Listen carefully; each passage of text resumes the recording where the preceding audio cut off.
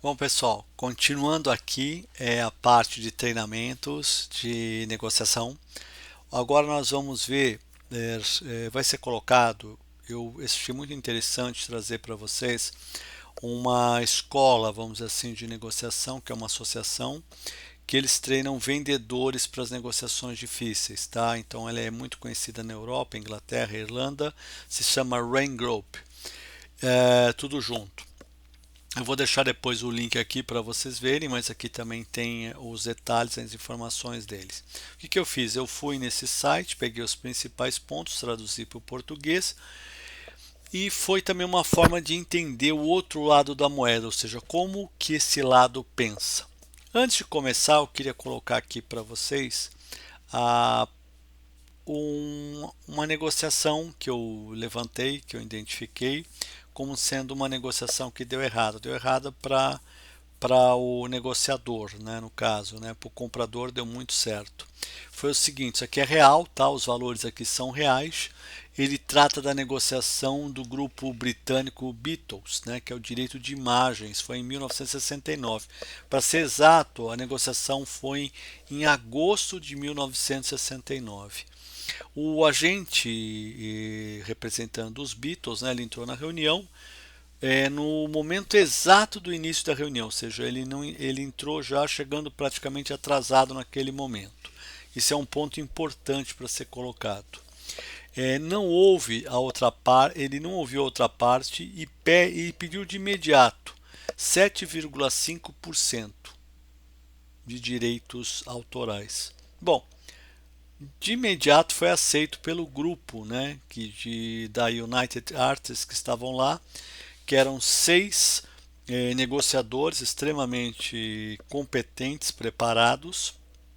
Entenda-se que era o final dos anos 60, as negociações não eram mais difíceis, com maiores impactos. Então olharam um para a cara do outro, deve ter sido acontecido isso, de prontamente aceitaram essa proposta e na reunião não durou 5 minutos. Algo que estava sendo imaginado que levaria-se pelo menos uma semana, duas. Só para vocês terem uma ideia, a reserva do hotel do pessoal da United Artists era de 7 dias, só, ou seja, o tamanho da extensão. Em 5 minutos eles conseguiram algo assim inóspito, né? Para o que eu tinha acontecido, não era comum. Porque o que acontece? Esse grupo de negociadores estava autorizado a pagar até 25% de imediato, que seria a melhor negociação deles, que é aquele chamado BATNA deles, e a pior oferta seria 42%. O que isso significa? Tá? Para vocês entenderem. Este, vamos dizer assim, este erro ou falta de estratégia, ou que seja, do negociador dos Beatles, resultou, só para vocês terem uma ideia, uma não receita dos valores da época de 50 milhões de dólares. Se eu for trazer esse valor para 2025, seria algo próximo de 1 bilhão de prejuízo. Tá? Esse talvez tenha sido o maior prejuízo da história cinematográfica de direitos de imagem e direitos autorais envolvendo os Beatles.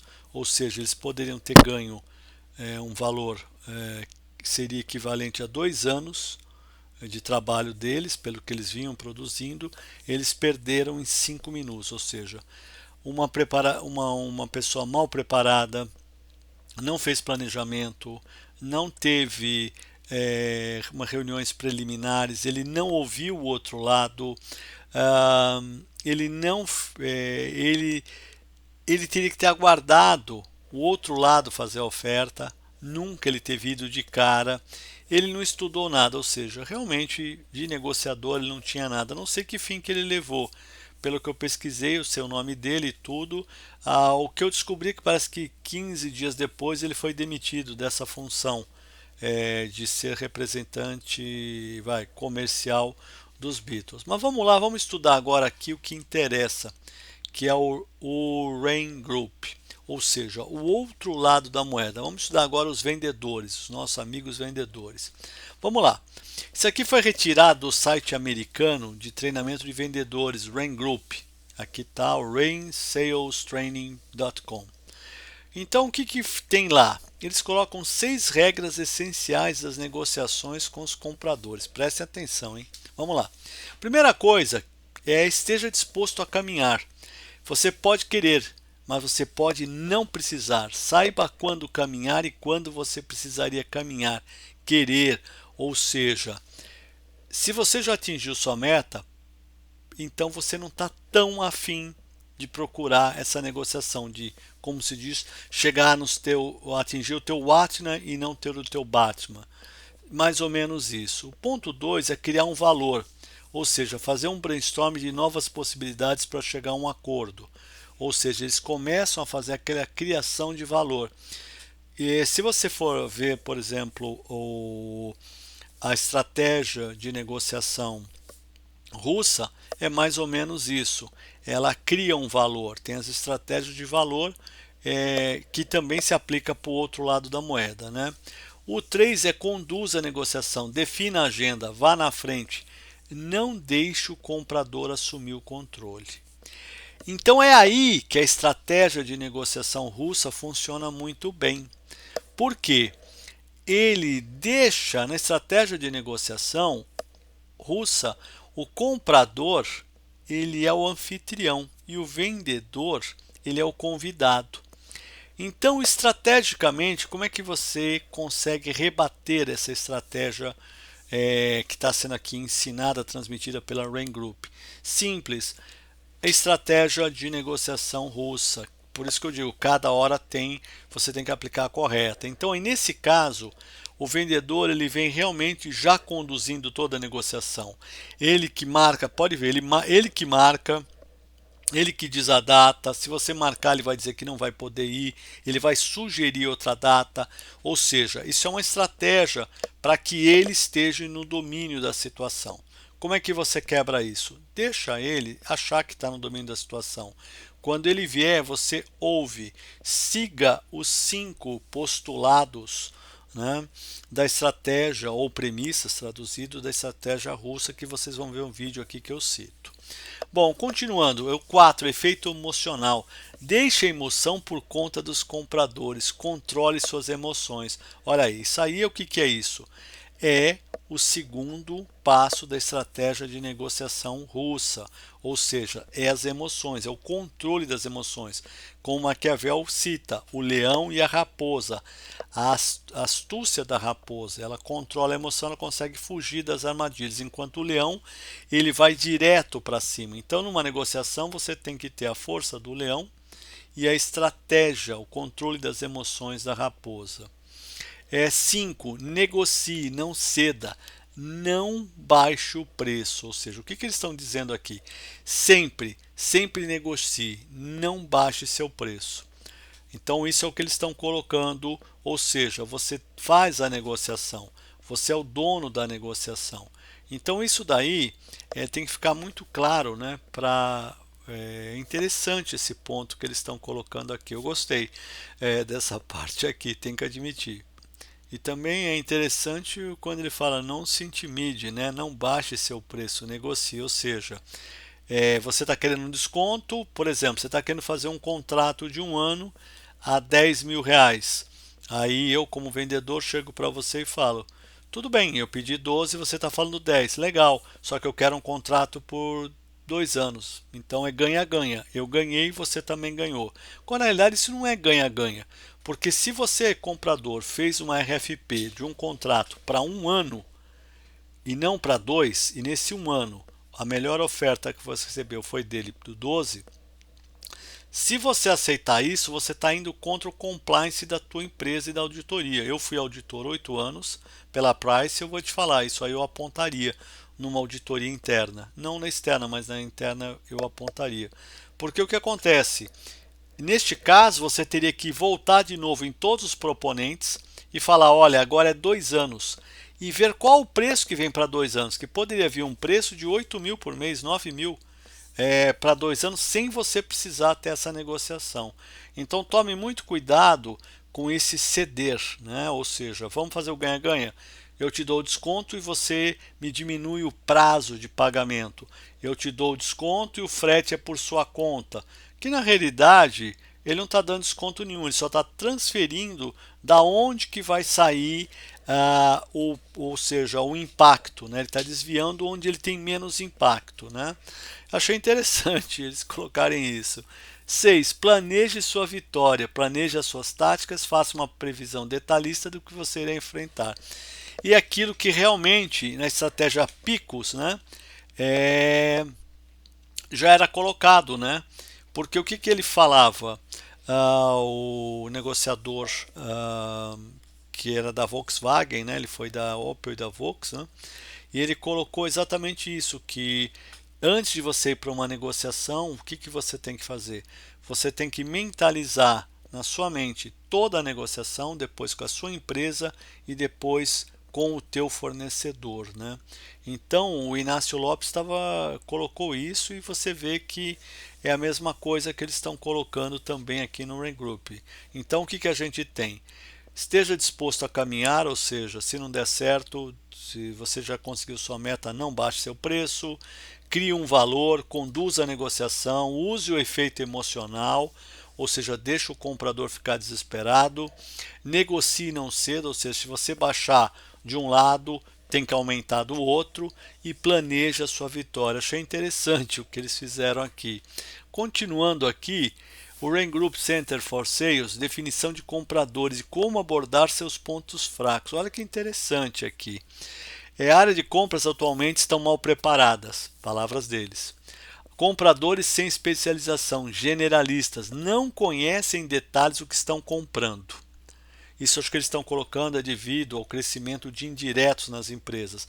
Indireto, o que significa? Muitas vezes uma hora está comprando energia elétrica, depois está comprando serviços médicos, depois está comprando TI e você acaba não se tornando um especialista. E o vendedor ele é especialista, né? Ele está nessa área. Algumas vezes ele veio até de áreas técnicas, né? E vai para a área comercial. Eu acho que aí eles têm esse ponto que estão corretos. 95% são colocadores de pedido. Não sei de onde eles tiraram esse número, mas vamos lá. Volume de trabalho excessivo. Correto, eles estão certíssimos.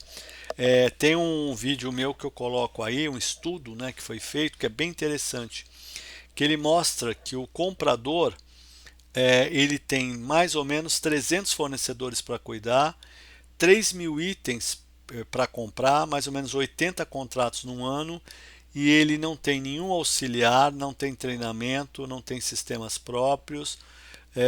Tem até uma empresa que eu trabalhei que o diretor falava que ele queria ter de clientes o mesmo número que ele tem de fornecedores. Isso realmente é muito fato. E quando você pega um vendedor, normalmente ele tem 5, 10, 15 clientes.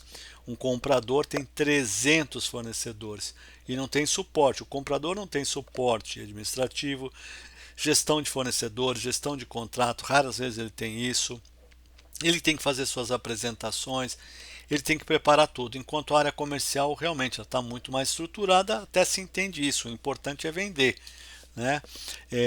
Você não compra se você não consegue vender. Então, vender é um ponto principal das empresas. Volume de trabalho que eu disse se eles acertaram, excessivos processos e burocracias, concordo com eles, realmente tem muita burocracia na área de compras, isso toma o tempo o vendedor está ganhando, porque o comprador onde que ele se complica? Quando ele perde o time, porque aí ele tem que correr, nessa de correr ele comete erros, certo? E nunca traz os melhores resultados. Falta de software de gestão e controle. Mais ou menos, aí eu não posso também afirmar se eles estão certos ou errados, porque depende muito de empresa para empresa. E sem suporte interno, multitarefas. Aí eu concordo com eles. Eu acho que hoje realmente está tendo um declínio. Compras realmente não tem suporte. Então vamos dizer que 80% do que eles colocaram está correto. Vamos lá aqui.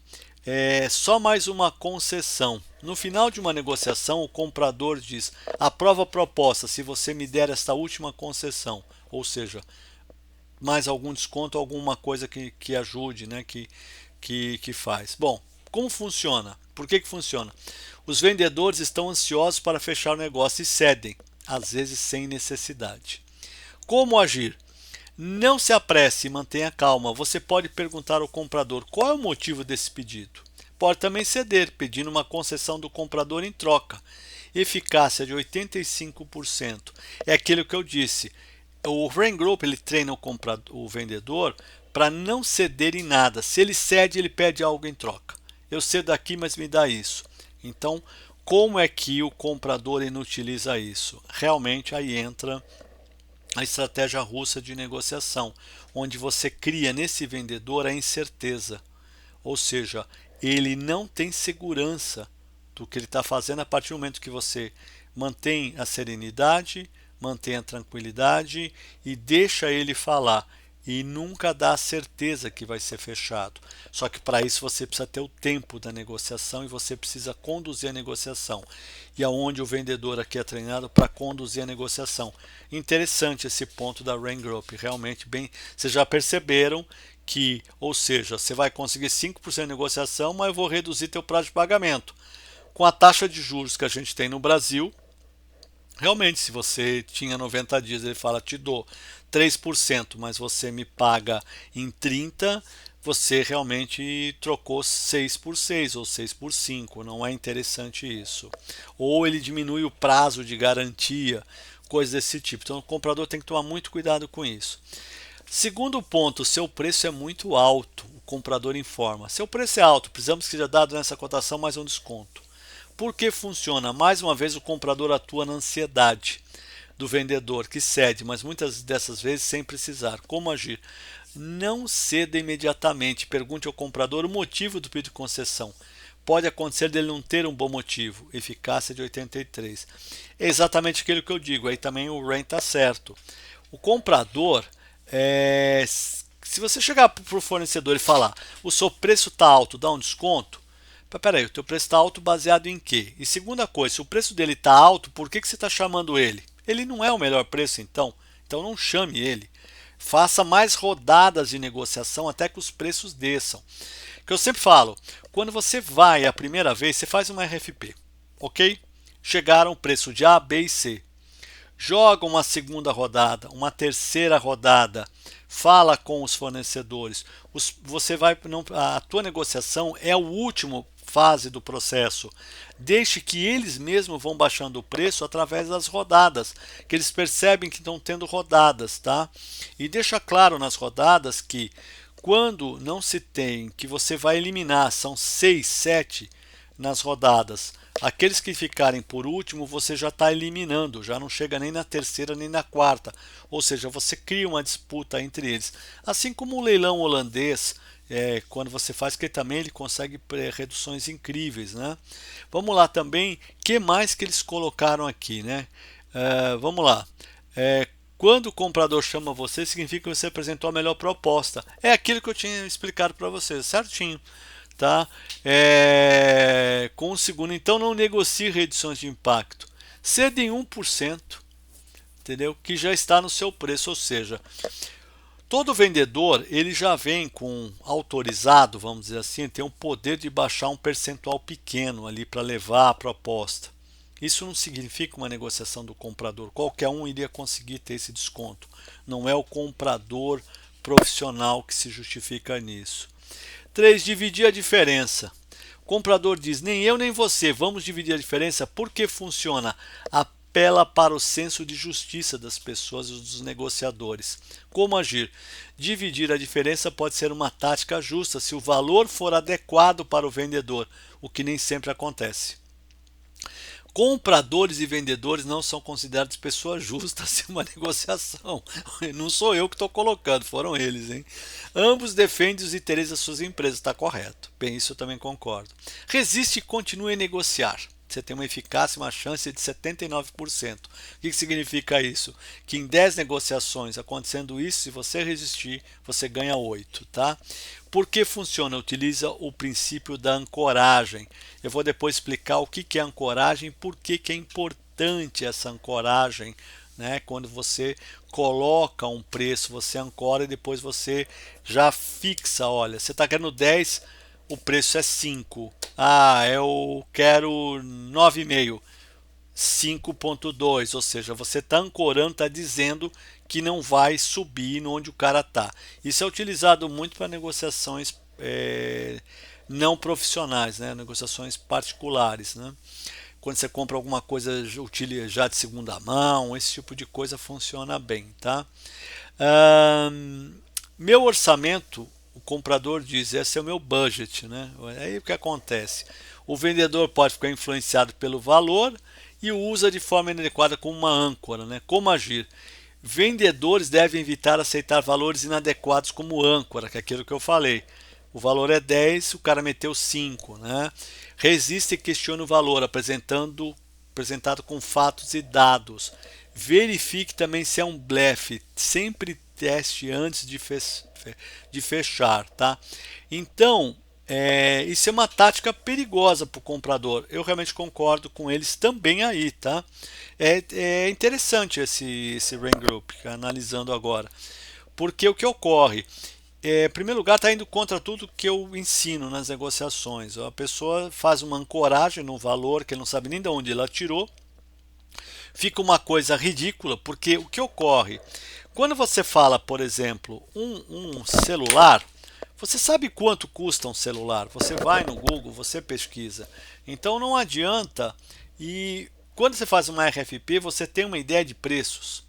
E se ele for um fornecedor único, exclusivo, você também tem que buscar através do pricing, da parte de análise de custos, o preço estimado que aquele item pode chegar. São formas diferentes de negociação. Quando você tem um produto de mercado e quando você tem um produto exclusivo fabricado. Então, não faça uma ameaça que você não pode cumprir. Então, você comprador, não vai, por exemplo, é 10, você chutou 5. Não tem sentido aonde você tirou esses 5, porque tem que ter uma análise, aquilo que eu falo. Negociar vem do latim, negar o ócio, dá trabalho. Você tem que entender o que você está comprando, o serviço que você está adquirindo. E você tem que ter uma ideia de valor do que está sendo adquirido. Na teoria, você teria que conhecer tanto do que você está comprando quanto o vendedor, só que isso não funciona muito bem assim. Tá? 5. Vou conversar com o seu concorrente. Eu estou gostando desse site aqui, viu, do Rain Group. O comprador diz: vou conversar com o seu concorrente esta tarde e tenho certeza de que ele aceitará a proposta que estou fazendo para você. Depois não me ligue. Isso é o comprador, hein? Por que funciona? É uma tática para pressionar o vendedor pelo tempo, além de ameaçar comprar do concorrente. O que fazer? Olha, mantenha a calma e não ceda imediatamente. Verifique se é um blefe. O comprador tem motivos para negociar com você e não com o seu concorrente. Descubra fazendo boas perguntas. Pode ser um blefe ou uma verdade. Exatamente. O comprador pode ou não estar conversando com seus concorrentes ou empregando essa tática com eles. Além disso, outro vendedor pode aceitar, mas você pode oferecer mais valor do que ele e o comprador pode escolher você mesmo assim. Questão é que às vezes é mais uma postura do que um fato. Evite ceder demais apenas para fazer um acordo, mantendo em mente sua Batman, aquilo que eu ensino aí, tá vendo?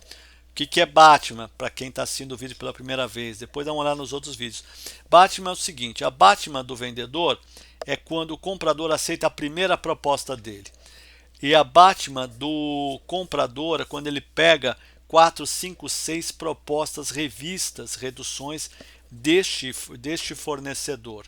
Então, uma má venda de um vendedor é quando ele teve que mandar 4, 5, 6 propostas. Ele vendeu, mas não fez uma boa venda, porque a lucratividade, se tem um markup, a lucratividade dele foi reduzida. Isso que é interessante colocar aí, né? Então é interessante. Eu gostei desse site aqui. Ele realmente mostra que conhece o que eles estão falando. É verdade. Procurem, viu? Inclusive ele tem testes.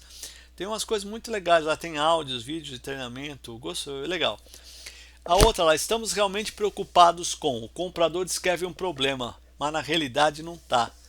O que significa? O comprador está tentando distraí-lo da negociação com a introdução de uma questão sem importância. Ele faz com que ela pareça importante e a questiona sobre ela, oferecendo por fim o que ele alega ser uma grande concessão.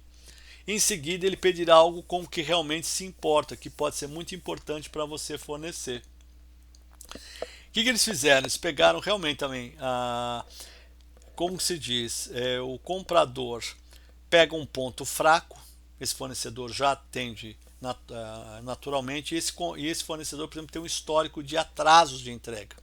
Então você tem uma proposta aqui dele. Aí você chega e fala para ele, olha, sua proposta pelo site, tá? E está dizendo o seguinte, antes de começar a reunião, a mesa de negociação, o comprador chega e fala, olha, pô, você está com um histórico péssimo, eu estou vendo aqui, você está atrasando tudo, você não entrega nada em dia. O que ele faz? Ele está depreciando, ele está neutralizando aquele efeito pêndulo das emoções, né? Ou seja, o vendedor já entra destruído depois dessa, né? Isso é uma tática que se usa de pegar os pontos fracos e jogar antes, tá? Só que aí também o Rain Group não explica como sair desse cheque, né? Um pré-checkmate que é colocado, né? Porque ele está orientando aqui lidar com questões separadamente, mas não existe separadamente. Você está cometendo, você tem problemas de qualidade, de atraso, ou quer notas fiscais erradas, então isso é colocado como se diz. Só que também vamos falar a verdade, né? Pô, se o fornecedor é tão ruim, por que o comprador está comprando dessa mala aí, né? Também isso é um ponto que favorece o vendedor, porque se ele parar e pensar, ele fala, caramba, eu sempre atraso entrega, faço nota errada, entrego o produto errado, entrego o produto no local, eu mando entregar no vizinho, no concorrente dele por engano, porque confundo na hora da nota e o cara continua comprando comigo, significa que o meu preço está bom. Ele está querendo desconto, ele tá querendo desconto em cima disso. Então também o comprador tem que tomar cuidado, porque você joga um ponto para neutralizar e provavelmente este ponto de neutralizar, o outro lado sabe que se você está chamando ele, você quer negociar com ele. Se ele é tão ruim assim, você não estaria nem chamando, nem poderia estar chamando, né? E 7, contação com uma quantidade maior. Isso aqui é o seguinte, vamos lá. O comprador cota 10 mil, aí pega o preço para 10 mil. Aí chega na hora de fechar e fala, ó, não é 10 mil, tá? É 7 mil, entendeu? Isso daí é o seguinte, é uma técnica ou tática que eu não uso. Eu não uso porque você também tem que entender o outro lado. O vendedor, ele é um iceberg, um iceberg por baixo, por trás dele, você tem áreas de pricing, você áreas financeiras também da outra empresa que também analisam tudo. Então, uma cotação de 10 mil é diferente de uma cotação de 5 mil, obviamente. Então, isso são pontos muito diferentes, né? Quando você faz isso, você fala, pô, você me deu o preço de 10, agora só vou fechar 5, ele vai revisar o orçamento. Por que ele vai ter que revisar? Em 90% dos casos. Porque tem um treinamento que eu dou aqui, que vocês vão ver, que é sobre pricing, que é justamente a parte, quando você. Como é que é um custo de um produto? Custo fixo, custo direto e custo indireto. Você tem despesas operacionais fixas, despesas operacionais variáveis. Despesa operacional fixa, o que é? As despesas administrativas, ou seja, a estrutura do prédio, da filial, tudo aquilo que você tem de gasto fixo se a empresa não trabalhar. Então isso, quando você diminui aquela quantidade que está lá de 10 mil, ele está aplicado sobre aquilo. E aí você vem com 5 mil, realmente não é uma estratégia, tá? Concordo também com o Rain Group, falta um pouquinho de mais informação, né? Interessante isso aqui, efeito das emoções. As negociações são assuntos emocionais. Os melhores negociadores atraem e provocam certas emoções nos compradores em si mesmo. Eles precisam esperar os outros e ao mesmo tempo controlar suas próprias emoções. A maioria dos vendedores percebe que os compradores reagem emocionalmente ao preço. A diferença é que os vendedores com melhor desempenho têm 2,2 vezes mais chances de estar preparados para gerenciar essas emoções e responder de forma eficaz. É, eu concordo, até escrevi aí. Pelo seguinte, porque vamos falar você comprador, você recebe uma proposta de preço. Eu aposto de 1 a 10, 10 que a primeira coisa que você vai querer olhar é onde está o preço do cara, ou seja, que preço que ele colocou. Realmente o comprador ele foca primeiro no preço, depois ele vai ler o resto. Então eu concordo, gostei do que eu li aqui do Rain Group, achei que foi interessante o que eles colocaram. É, é até bom vocês terem um link aqui, dá uma olhada lá, tá em inglês.